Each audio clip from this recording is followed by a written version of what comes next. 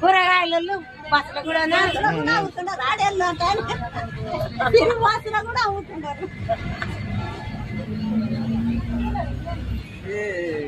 పోలీసులు మీకు మళ్ళీ రేపు కూడా అయితే ఆధార్ కార్డు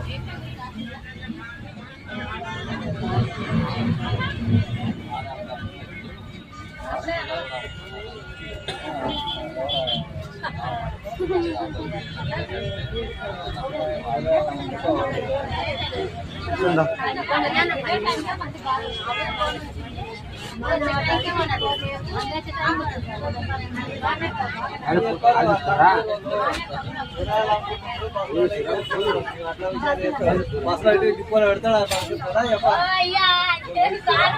సారు లేదు వేసిన